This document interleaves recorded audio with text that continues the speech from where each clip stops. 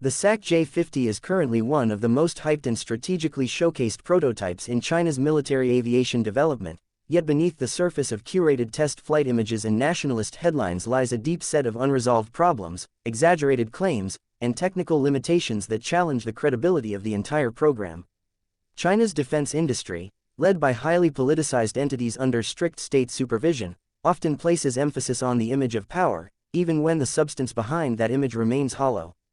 The SAC J-50 exemplifies this pattern with near-perfect clarity, an aircraft surrounded by enormous propaganda but plagued by engineering ambiguity, developmental opacity, and strategic misalignment. The J-50, despite being promoted as a sixth-generation stealth fighter, has yet to demonstrate even the full spectrum of capabilities expected from an operational fifth-generation platform. It exists today only as a prototype airframe under controlled testing, with no proof of reliability, durability, or operational integration. Its so-called test flights have been extremely limited in number, duration, and scope, often consisting of short, low-altitude runs under tightly managed conditions. These test flights are filmed and disseminated with maximum media exposure but offer minimal evidence of true combat readiness. Every release of new images or short video clips is used to suggest sweeping progress, despite the fact that no concrete data accompanies them. The airframe itself follows a tailless delta-wing configuration, often described by Chinese outlets as a revolutionary design element that contributes to stealth and aerodynamic efficiency. In reality, this configuration, while visually futuristic, comes with serious aerodynamic consequences. Removing vertical stabilizers introduces inherent instability in yaw and pitch, which must be compensated for by advanced control systems and potentially by thrust vectoring. To maintain stable flight, the aircraft must rely on an extremely complex and finely tuned fly-by-wire system that dynamically adjusts control surfaces with precision. As of now, there is no publicly available evidence that China has developed such a system to a mature, reliable level suitable for real-world combat operations. Thrust vectoring is another buzzword frequently mentioned in relation to the J-50. There are indications that the aircraft includes engines capable of directional thrust control. However, thrust vectoring alone is not a substitute for aerodynamic stability. It must be integrated into the aircraft's software architecture and synchronized with sensors and onboard processors capable of calculating real-time adjustments. China's domestic engine programs have long suffered from underperformance, particularly in areas like heat resistance, reliability under stress, and extended mission durability. Without reliable, high-thrust engines capable of consistent vectoring performance, these features are more about marketing than battlefield utility. Equally critical is the lack of transparency around the J-50's avionics and sensor suite. Propaganda claims that the aircraft includes advanced radars, passive sensors, electro-optical targeting systems, and sensor fusion technology. These claims remain unverified. The integration of such systems requires years of iterative development, rigorous electromagnetic testing, and battlefield simulation. China's military has offered no test records, benchmark comparisons, or operational demonstrations that would support the existence of these capabilities in a functioning, integrated system. In essence, the claims exist without evidence, and any serious evaluation must consider them speculative at best. Stealth capabilities are often at the core of claims surrounding the J-50. The airframe shows features consistent with low radar observability, including sharp angles, edge alignment, and internal weapons bays.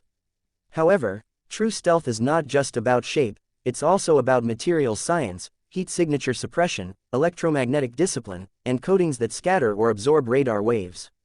China's track record in stealth material development is weak, and previous projects have shown limited durability and environmental resistance. Without independent verification, it's impossible to confirm whether the J-50 can actually evade radar across the full electromagnetic spectrum or under adverse weather conditions.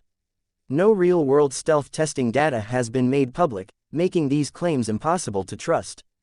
China's media apparatus frequently frames the J-50 as AI-enhanced and capable of coordinating with autonomous drones or unmanned loyal wingmen. However, none of these advanced operational concepts have been demonstrated. Developing true artificial intelligence systems capable of assisting or partially flying a manned jet in real time is a monumental software engineering task. It requires ultra-reliable decision-making, low-latency data processing, and massive computing resources. China has not demonstrated these technologies in the J-50's test program, and the development timelines required to bring them to maturity extend well into the next decade. Most AI references appear to be part of the narrative construction, not grounded in functional hardware or software. Beyond technical gaps, the J-50 also reveals deep strategic vulnerabilities. The platform is being developed in a tightly controlled, opaque ecosystem that prioritizes political symbolism over engineering integrity. It reflects a command-based development model where critical feedback, iterative redesigns, and external audit are minimal or non-existent. Aircraft produced under such conditions rarely achieve the operational reliability or flexibility needed for modern high-threat environments. The repeated delays, inconsistent specifications, and lack of credible test reporting point to systemic dysfunction that cannot be corrected by image-based campaigns.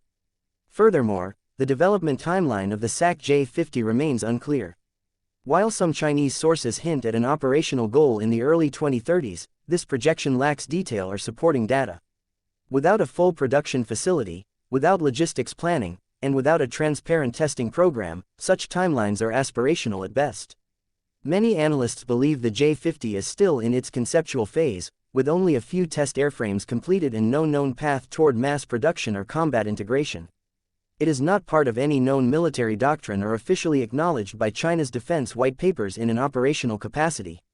Another significant problem is China's dependence on secrecy and information control. The development of complex aerospace systems requires open collaboration, iterative feedback, and simulation under real-world conditions. None of this is possible in the tightly sealed information environment surrounding the J-50. Without third-party validation or exposure to joint exercises, the aircraft exists in a vacuum of unverifiable claims.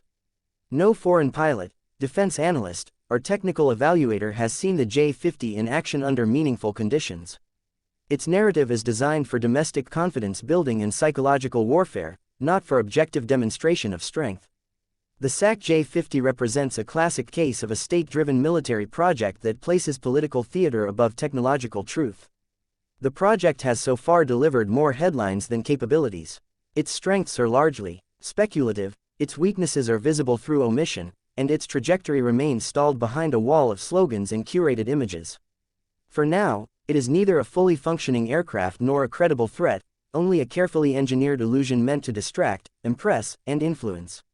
Until verifiable data emerges showing reliable systems, sustained performance, and integration into real operations, the J-50 should be viewed as an overhyped concept, not a combat asset.